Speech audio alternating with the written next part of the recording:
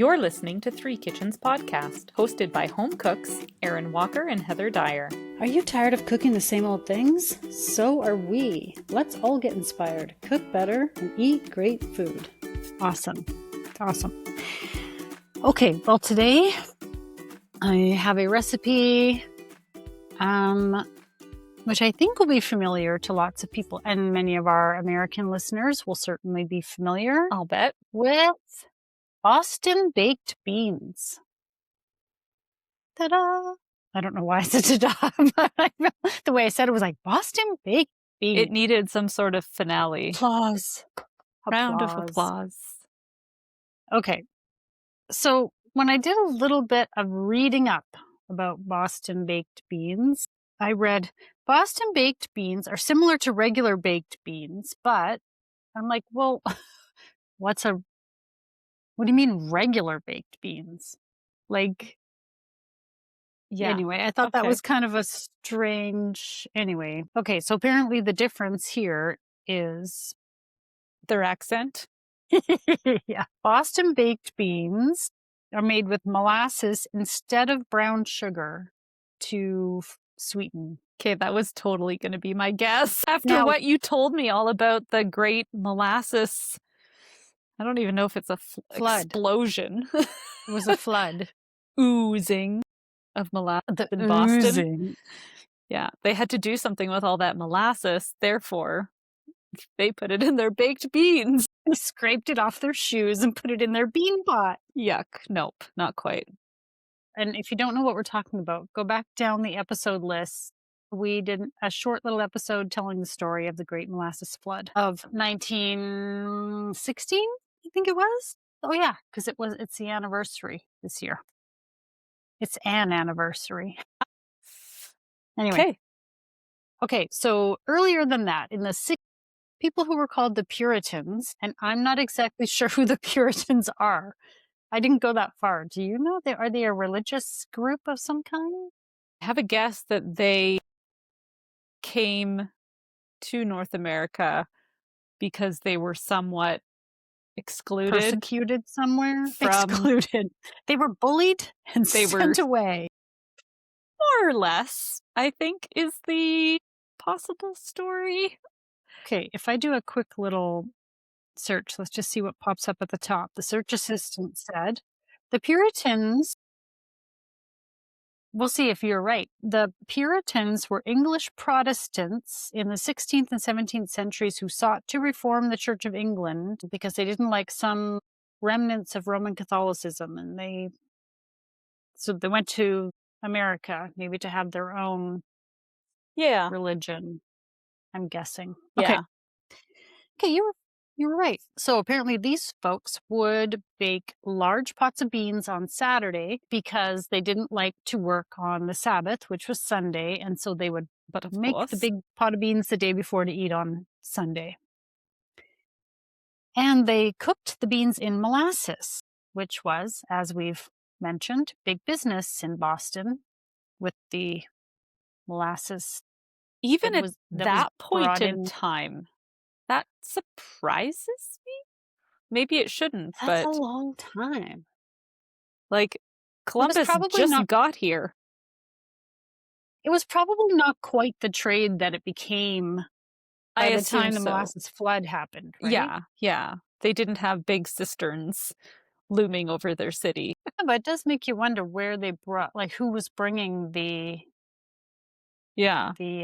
Where were they getting their sugar from in order to make the molasses?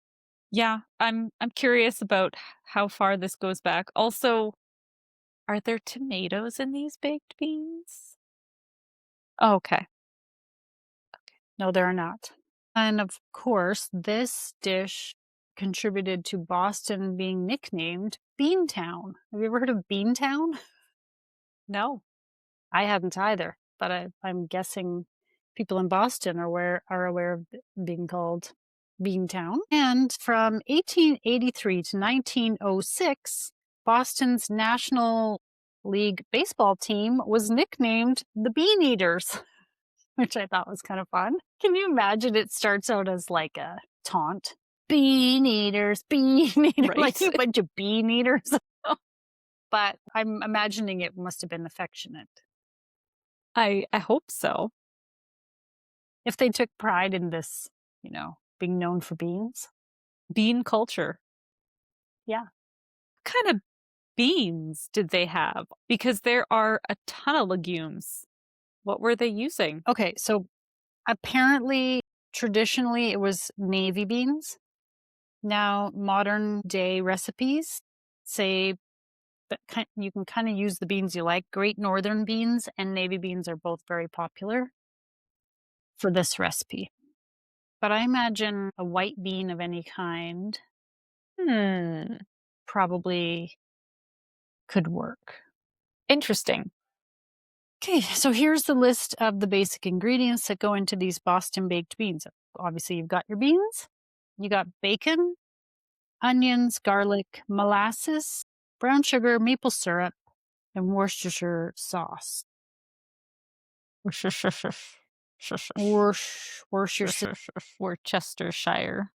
for us Yeah, linguists. when I wrote this up earlier, I was like, had to remind myself. I'm like, how do I say that again? It's been a while. Worcestershire? Yeah, I just the WOR I write down and then just scribble after the end whenever it's on my grocery list because I didn't got time to write all those letters down. Mumble it. I need to get the shush. Yeah. So there you go. Okay. I feel like there was another note that I had. Yes. Earliest recipes called for salt pork or salt cured pork belly. Okay. And now they typically use bacon. So, I'm going to be using bacon. I was going to say, I think those are like one in the same. I think. They're both pork bellies. Salt cured is probably the old way of doing it. Now we've got nitrates. Yes. Oh. Yum, yum. Okay. All right. So I'll be back to tell you how to make them. Hi, listener. If you're into all the foodie things like us, you're probably scrolling food, photos, and videos on at least one of the social apps. Whichever social media app is your favorite, we're probably there too. Connect with us on Instagram, Facebook, YouTube, Threads, or TikTok, or all of them if you're as crazy as we are. Say hi and let us know what recipe you'd like us to tackle next. Links to our socials are in the show notes. Now, let's get back to the show. Okay. Part 2. Just pulling up my recipe. Okay, so as questions already? I know, right? I am just going to bombard you with them, Heather. So originally we talked about this because you had a recipe from, was it your sister or your sister-in-law family? Sister-in-law, yes. And it was to can the beans. Is this recipe similar to that, or did you go completely down a new track for this one? I did not make one that was meant for canning. Okay. This is a different recipe. Okay. And honestly, because I don't have a pressure canner, I don't have pressure canner equipment, I didn't look that closely at the pressure canning recipe to see how different it is. This one is baked. You start it on the stovetop and then you bake it in the oven. So it is actually baked beans. Like the Puritans would have done, except not on a hearth. You didn't build a fire out in the backyard and get your pot hanging over it and put on your cloak and your... No, but now that you've said that, I really wish you had. I really wish I could. That would be so fun. Maybe while camping this summer, make a big old pot of beans. That's if you can handle being in close quarters with your family, having eaten beans for dinner. You just get multiple tents and you get one just for you. I'll sleep in my trailer. Everyone else is outside. Okay. Okay, so this recipe called for 1 pound of Great Northern beans as your starting point. Yes. I admit that I just rummaged around in my pantry of course, I'm not going to go and buy beans if I already had some beans. And I pulled out a bag that I happen to have. I hadn't opened them, of white kidney beans. And I was like, I wonder how much different these are. And I had said that you could use whatever white bean. I'm like, I think I could use kidney beans. They're bigger. Mm-hmm. And this recipe starts out by boiling the beans in water for 2 minutes and then let it sit with the heat off for 1 hour. Okay. I feel like the kidney beans need a little more soaking time. I'm not sure about these Great Northern beans, what if you were just to go and soak them, how long they would take. But the big kidney beans that I have, the package said 8 hours soak. Oh, yeah. So I was like, I don't think this method is exactly right, but I'm going to improvise. And so I soaked my beans I left them like maybe even more than 8 hours. It was like a full day because I thought I just went until they felt kind of soft. Okay. Right? You want them kind of softened up. And then Uh-huh. I jumped back into the recipe. So you're going to drain and rinse those beans and put them back in your Dutch oven on your stove. I have a large Dutch oven. That's what I was cooking in. Add 6 cups of water. And you're bringing it to a boil again and cover and simmer for 1 hour. Okay. So I was like, I'm not exactly sure if having done the little bit different first step with my beans, if they needed a whole hour, but I just kind of kept an eye on them to make sure they were soft, they weren't overcooked. Yeah. Yeah. Just if you're using a slightly different bean, just remember to keep an eye on that.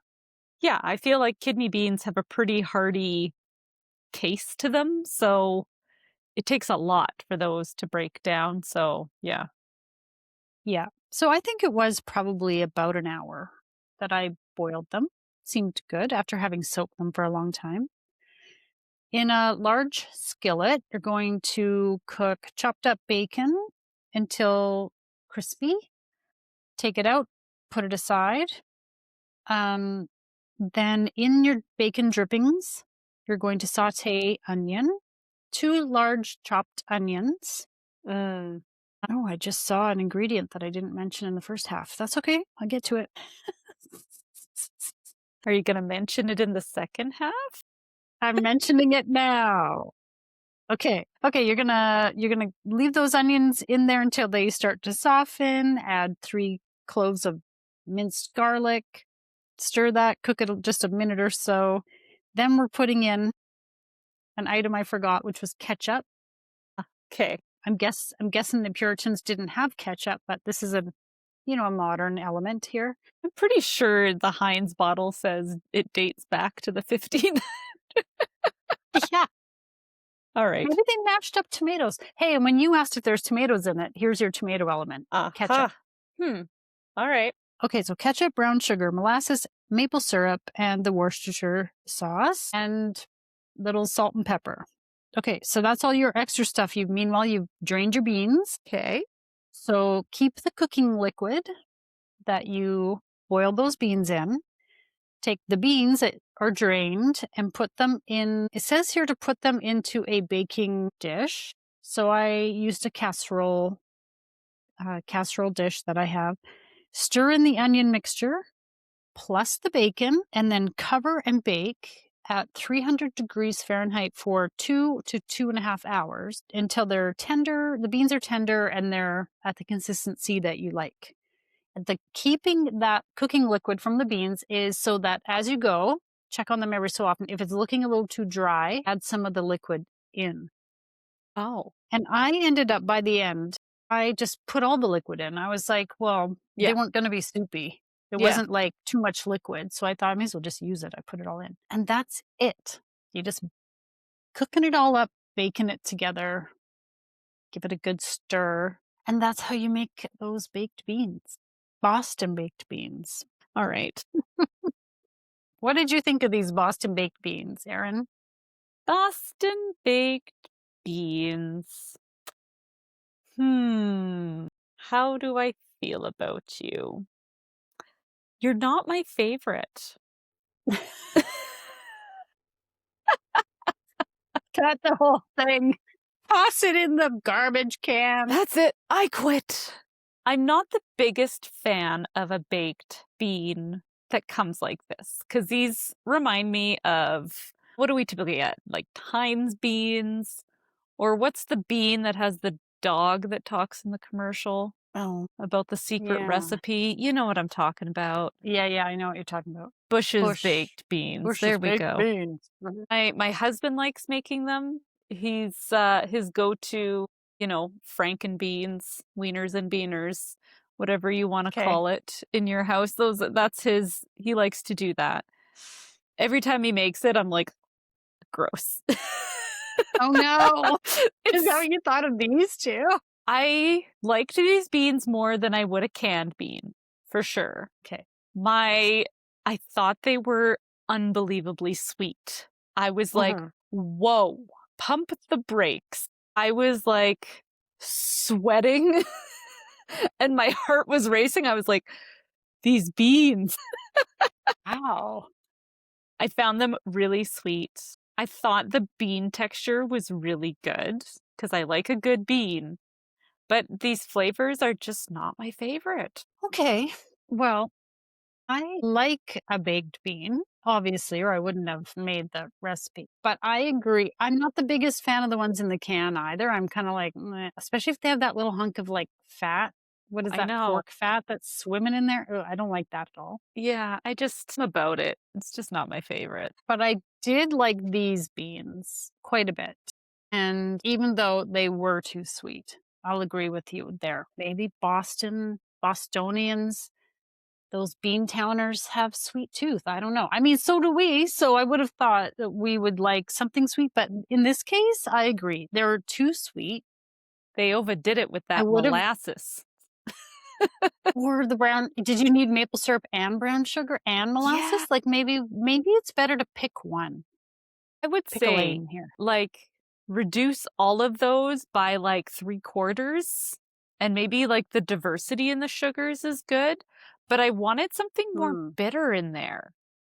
Like in my mind, or vinegary or vinegar, like acidic or something. Yeah, there wasn't enough acid in there. Also, noticed that when you explained the ingredients, I was like, "Where's your like cider vinegar?" Or yeah, there wasn't any acid in there. Yeah, I kind of thought that too. I think though, if you do like a baked bean, if you tweak that flavor a little bit, I think these could be really good. My husband, who is like you and hates those canned beans, thinks they're like the worst thing in the world. He's like, that's disgusting. Why? My kids like the maple kind of flavored ones. And every so often camping, we would eat them. And he's just like, well, that's gross. He loved these beans. I don't know. I can't figure out. They don't appeal to you. They shouldn't appeal to him, but they do. I'm kind of in the middle. It's like, it's all kind of weird. It's all weird. I would tweak the recipe differently just because of like that sweetness was too much. I felt like it needed more vinegar. I don't know. Maybe a little kick of something. Yeah, like a spice, like a little some chili something in there. Yeah.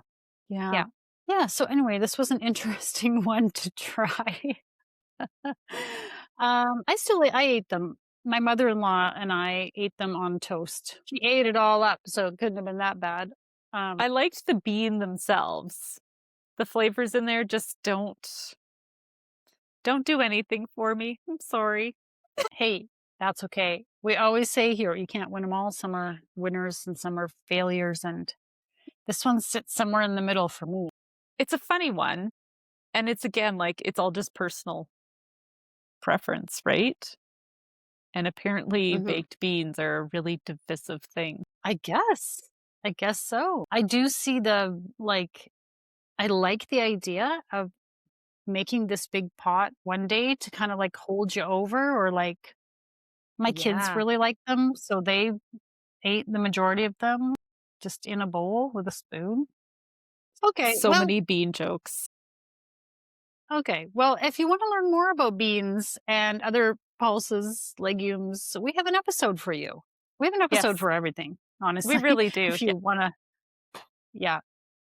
It was with the Alberta Pulse Growers Association. We'll link it in the show notes for you. Go learn some more about beans, and maybe you'll learn about some other ways of cooking them that you'll like more than Boston baked beans. We're done here. That's it. And now for the fine print. For links to recipes and many other random things we talked about in this episode, check out the show notes or our website, www.threekitchenspodcast.com. Join us over on Instagram, Facebook, Threads, YouTube, and TikTok to see what we're cooking up next. And if you love the show, tell a friend. Word of mouth is the #1 way people learn about new podcasts. Thank you so much for listening. Is it going to seem strange that we're wearing the same outfits? Somebody notices. They win a prize for actually watching the whole thing.